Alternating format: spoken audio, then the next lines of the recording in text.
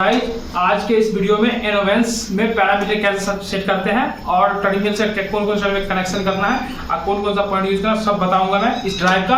और पैरामीटर्स भी आपको बताऊंगा कैसे क्या पैरामीटर डालना है। एनोवेंस की ड्राइव है मोनार्क की, तो आपको बताता हूँ। तो दोस्तों जाओ नीचे। सबसे पहले गाइस ये इसका कीपैड है, ये डिस्प्ले है, ठीक है।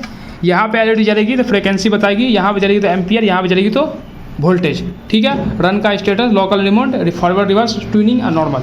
ये डिस्प्ले है, इसमें सेगमेंट आता है, 5 डिजिट का सेगमेंट आता है। उसके बाद ये PRG प्रोग्राम ऑन करने के लिए है, ये अप डाउन प्रोग्राम को इंक्रीज डिक्रीज करने के लिए है।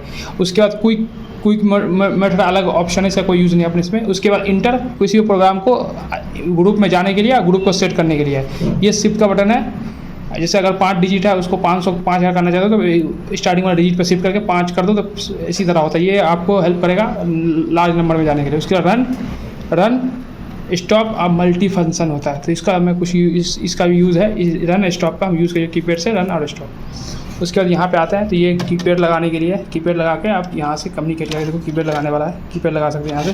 कीपैड अगर आपके पास है, ये कीपैड रिमूवल होता है, ये बाहर आ जाता है, ये यहाँ से कनेक्ट होता है। अगर ये भी यहाँ से आप इसको यहाँ से रिमूव कर सकते हो, तो ये इस टाइप का है। ये किसी में रिबन केबल के द्वारा लगता है, इसमें डायरेक्ट ऐसे लगा हुआ है, ठीक है। ये ऐसे बैठ गया इसमें, ओके। अब टर्मिनल की बात करते हैं, तो ये 10 वोल्ट ये सब कोई भी यूज़ नहीं है। हमें डिजिटल कमांड में मिलिट्री में यूज़ करता है, D1 D2 D3 सब डिजिटल कमांड है। तो हम D1 D2 फॉरवर्ड रिवर्स और D3 multi speed, D4 multi speed और D5 मल्टी स्पीड, सारे का कॉमन ये है। और बाकी D कितना तक है, D10 तक है। देखो तो यहाँ टोटल 5 तक है, 5 इस वाला टर्मिनल में है। उसके बाद दोस्तों ये RS45 कम्युनिकेशन के लिए है, GND। उसके बाद दोस्तों एक चीज़ यहाँ पर शॉर्टिंग का याद रखना है, कॉमन CME या कॉम शॉर्ट रहेगा और OP और 24 वोल्ट कॉम शॉर्ट रहेगा। अगर वो 24 वोल्ट OP अगर हम माइनस से कंट्रोल करें, अगर प्लस से कंट्रोल होगा तो OP और कॉमन शॉर्ट रहेगा, इससे हम कंट्रोल करेंगे। उसके बाद दोस्तों रिले आउटपुट की बात करें, 2 रिले आउटपुट है। एक ट्रांजिस्टर आउटपुट है, ये ट्रांजिस्टर आउटपुट है, TA TB TC, और ये रिले आउटपुट है। तो ये 2 पॉइंट, एक कॉमन NO NC है, तीनों, एक कॉमन है, एक NO है, एक NC है। तो आप किसी कमांड को अगर कॉमन इस दोनों पॉइंट को आप ले लो, इससे आप ब्रेक या मोटर कॉन्टेक्ट को होल्ड करवाना हो, जब ड्राइव ऑन होगी तो उस टाइम में इस रिले का हम यूज़, ये आउटपुट रिले है और ये भी ट्रांजिस्टर आउटपुट रिले है। तो ये टोटल पॉइंट इनपुट है, ये भी इनपुट है। ये शॉर्टिंग यहाँ पे बात करें तो शॉर्टिंग CME और कॉम और 24 वोल्ट OP शॉर्ट है, इसका मतलब हम कंट्रोल करेंगे कॉम से, ठीक है। ये सारे टर्मिनल का जो कॉमन होगा यहाँ पे लगेगा। अब बता देता हूँ एडाप्शन के साथ, एडको के साथ वायरिंग कैसे होगा। एडको में अप डाउन यहाँ डालना, UPS DNS और SP2 SP3। उसके एडाप्शन में RU1 RU2 यहाँ डालना है। उसके बाद आपको यहाँ पर डालना है R3 पे RH और RF, और कॉम 11 कॉमन यहाँ पे, ड्राइव कॉमन यहाँ पे। तो 2 पैनल वायरिंग करना है।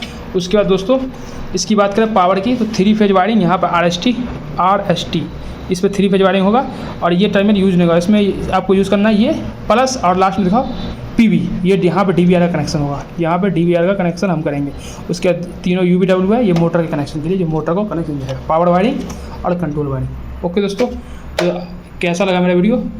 तो मेरे बस ये होगा, मेरे YouTube चैनल को सब्सक्राइब करके हमें सपोर्ट करें। बाकी प्रैक्टिकल वीडियो भी मेरे YouTube चैनल पर अवेलेबल है, उसको वॉच करके आप अपने नॉलेज को इंप्रूव कर सकते हैं। डिप स्विच ऑन ही रहेगा, ये देखना, ये भी ये डिप स्विच जो है हमेशा 1 to ऑफ की तरफ रहेगा, ये ऑन नहीं रहेगा, ऑफ रहेगा, ठीक है। तो इस तरह सेटिंग होगा। ओके दोस्तों, तो हमने ड्राइव का सारा पॉइंट बता दिया। अब आते हैं इसमें डायग्राम दिखाओ। देखो डायग्राम में RST पर 3 फेज RST पर आया हुआ है और अर्थिंग। उसके बाद आउटपुट में UVW और अर्थिंग। उसके बाद मैंने आपको बताया था ना दोस्तों कि यहाँ पे रिले आउटपुट है ना, जो ये दोनों, इसका जो ये कॉमन है PYA कॉमन है, PB PC NO NC है, PB NC है और PC NO है, ठीक है।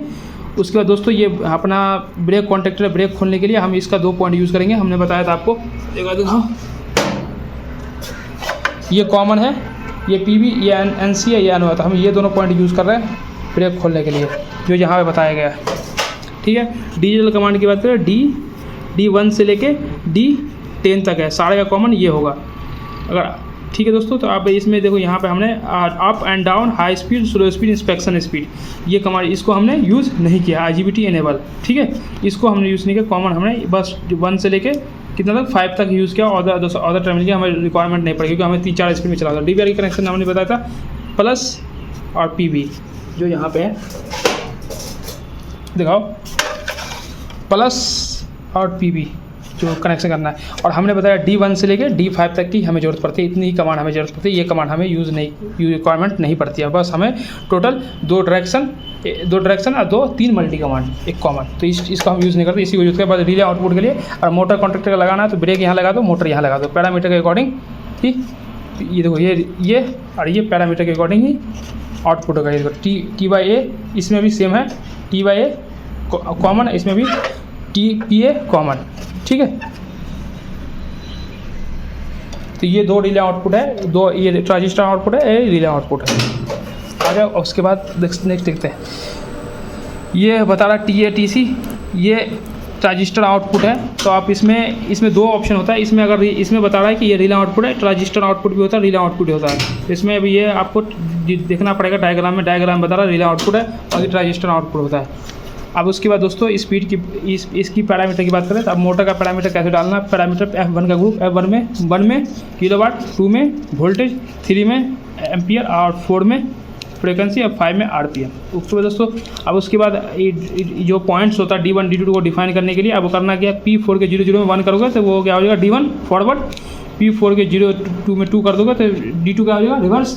और अगर आपने 12 13 14 यूज़ किया किसी भी इस पैरामीटर्स में 4 के ग्रुप में तो वो टर्मिनल हो जाएगा मल्टी। ठीक है, अब उसके बाद यहाँ पर आउटपुट की बात करें तो आउटपुट में बता रहा है कि ये रिले फंक्शन की बात करें TE वाले को, तो इसका पैरामीटर होगा 5 का 2 में अगर आपने 43 कर दिया तो ये मोटर कॉन्ट्रैक्टर के लिए काम करेगा, अगर आपने 42 कर दिया तो ब्रेक कॉन्ट्रैक्टर के लिए काम करेगा।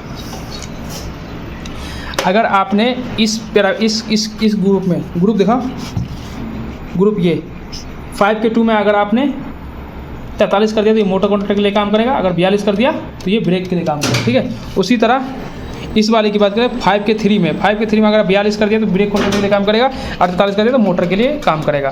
तो ये पैरामीटर डिपेंड करता है। ओके दोस्तों, अब नेक्स्ट इसको F1 स्टेट एनेबल करने के लिए आपको ये पैरामीटर को 5 के 0 0 में 1 करना पड़ेगा, 5 के 1 में 43 करना पड़ेगा। ठीक, सॉफ्टवेयर वर्जन चेक करना हो, पैरामीटर चेक करना हो। उसके बाद फॉल्ट रीसेट करने के लिए P9 के 9 में जाकर 0 करना, और ऑल फॉल्ट इंटरनल रीसेट करने के लिए क्या करना 10 के 10 में 1.10 सेकंड करना। और आउटपुट लॉस अगर इनपुट 3 फेज नहीं आ रहा है, 1 फेज मिस कर रहा है तो आपको 9 के 13 में जाकर 2 कर दोगे तो इनेबल हो जाएगा, और 0 कर दोगे तो क्या हो जाएगा डिसेबल।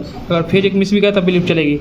अब उसके बाद फॉल्ट रिकॉर्ड देखने के लिए 3 पैरामीटर है, 9 का 14 15 16, ये तीनों में 3 फर्स्ट सेकंड थर्ड फॉल्ट आपको बता दें क्या का फॉल्ट आया। अब ग्रुप फ्रीक्वेंसी की बात करें, रिफ्रेश फ्रीक्वेंसी की FC का 0 0 में जो FC का 0 0 है वो फॉरवर्ड डिवाइस के लिए है, और FC का 0 1 किसके लिए है, D3 के लिए, D4 के लिए, D5 के लाइन से दिया गया, टोटल 6 तक आप फ्रीक्वेंसी सेट कर सकते हो।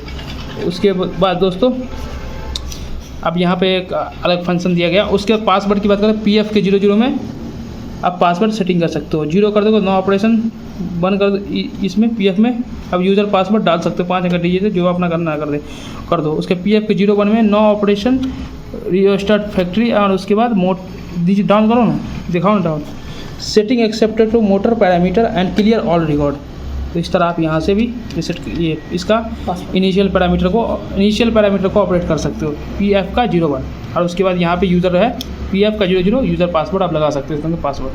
ओके दोस्तों, कैसा लगा मेरा वीडियो, मैंने दोनों कंप्लीटली ड्राइव के साथ बना दिया। तो आप इस वीडियो को देख के वॉच कर, जब भी कोई भी वीडियो में कोई भी बात समझ में नहीं आ रहा तो प्लीज़ कमेंट करें, और कोई भी इसमें लॉग लग रहा हो तब भी आप कमेंट करें। मैंने जो भी था आपको प्रैक्टिकली तरीके से मैंने बता दिया। ओके दोस्तों, मेरे यूट्यूब चैनल को सब्सक्राइब करो। मेरी जो वीडियो मैंने बहुत सारा वीडियो मेरे यूट्यूब चैनल पर अवेलेबल है, तो उसको दोस्तों वॉच करो और अपने नॉलेज को इम्प्रूव करो। Thank you for watching.